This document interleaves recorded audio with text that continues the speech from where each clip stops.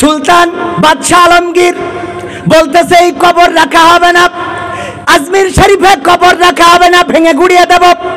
তখন বলতেছে কেন ভাঙবেন? কারণ এই কবরে গেলে তো কোনো উপকার হয় না, কেন রাখবো?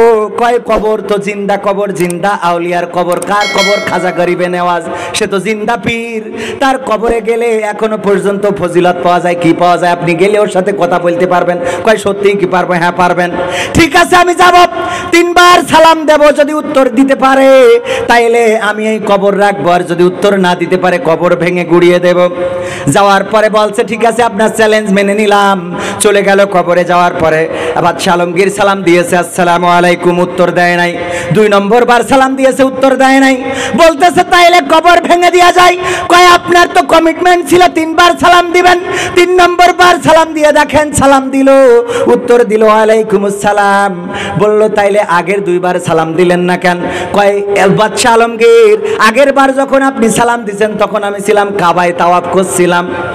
কাবায় কি করছিল?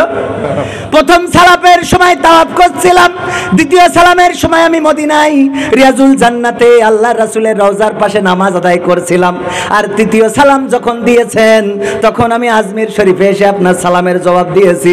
সবাই জোরে জোরে বলেন সুবহানাল্লাহ। এবার সুবহানাল্লাহ বলেছেন? নাউজুবিল্লাহ পড়েছেন কিটা কিটা? নাউজুবিল্লাহ কম লোকে পড়েছে, সুবহানাল্লাহ অনেকেই পড়েছে। ওগো আমার ভাইরা, বাদশাহ আলমগীর যে কবরে সালাম দিল আর সে ওই কবর থেকে উঠে যেয়ে তাওয়াফ করতেছে, এটা কি কোনোভাবে সম্ভব? তাওয়াফ করতেছে মক্কায়, মক্কা থেকে মদিনা 480 কিলোমিটার দূরে। দ্বিতীয় সালাম দেওয়ার মধ্যে আবার সে মদিনায় এসেছে, তাইলে ও তাওয়াফ করার জন্য পাক দিয়েছে না কি করিস আল্লাহ সেই ভালো জানে। ভাইরা আমার, পীরদের সাথে আমার কোনো দ্বন্দ্ব নেই, কোনো সংঘাত নেই, পীরের কবরে নিয়েও কোনো বাড়াবাড়ি নেই, কিন্তু এতটুকু বলতে চাই যে এই কথাগুলো বলেন, এই কথাগুলোর সাথে বাস্তবতার কোনো সম্পর্ক, এই কথাগুলোর সাথে আধ্যাত্মিকতার কোনো সম্পর্ক নাই। কারণ খাজা গরিবে নেওয়াজের চেয়ে আল্লাহর রাসূল অনেক বড় না ছোট? আল্লাহর রাসূল যদি সালামের জবাব সরাসরি না দিতে পারে, খাজা গরিবে নেওয়াজ কোন পাওয়ারে দেয়? এইটা আমার প্রশ্ন। কোন পাওয়ারে দেয়? কথা কি বোঝা গেছে? হঠাৎ করে মুনকার নাকিরকে খুঁজে পাওয়া যাচ্ছে না। কোথায় গেল মুনকার নাকির? কোথাও পাওয়া যায় না। ফেরেশতাদেরকে আল্লাহ পাঠালেন, যাও মুনকার নাকিরকে তো পাওয়া যায় না। আমেরিকায় মানুষ মারা গেল, লন্ডনে মারা গেল, তালাতে মারা গেল, সাতক্ষীরায় মারা গেল, যশোরে মারা গেল, এত কবরে মুনকার নাকির ছাড়া কে জিজ্ঞাসা করবে মান রব্বুকা মান দিনুকা মান নাবিয়ুকা? শিগগিরই যাও মুনকার নাকির কোথায় খুঁজে বেড়াও। ফেরেশতারা আসলো, আসার পরে দুনিয়ায় তল্লাশি করলো, গোটা দুনিয়ায় খুঁজে পাইলো না, চলে গেল আল্লাহর কাছে। আল্লাহ তো পায়নি। আল্লাহ কয় বেকায়দায় তো পড়ে গেলাম, তাড়াতাড়ি করে আবার যাও, এবার জমিনের মধ্যে খোঁজো।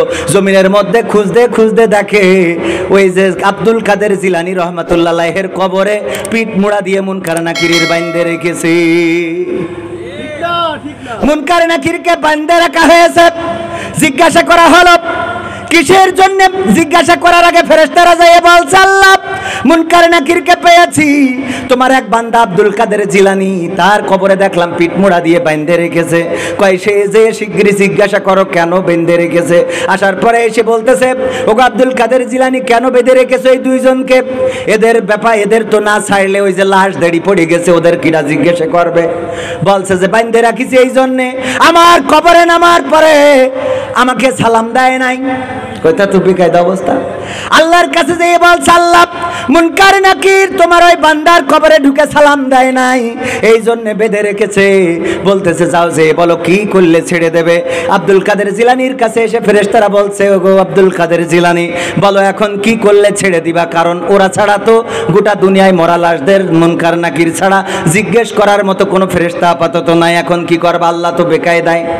কয় এখন ছাড়তে পারি, শর্ত একটা, সেটা হলো এই বাগদাদে আমার ডানে বামে বাগদাদ শহরের মধ্যে যত কবর আছে এই কবরগুলোকে ক্ষমা করে দিতে হবে, কবরে কোনো শাস্তি দেওয়া যাবে না। আমার ডানে বামে যত কবর এই বাগদাদে সমস্ত কবরগুলোকে আজকে মাফ করে দিতে হবে, তাইলে আমি এদেরকে ছেড়ে দিতে পারি। তারপরে আল্লাহর কাছে যে যখন ফেরেশতারা এটা বলেছে, বলার পরে বলছে আল্লাহ রাব্বুল আলামিন এবার আব্দুল কাদের জিলানীকে সরাসরি বলতেছে, আব্দুল কাদের জিলানী তুমি তো আমাকে সহজ শর্ত দিছাও, কারণ তুমি এমন একটা বেকায়দায় আমি পড়ে গেছি।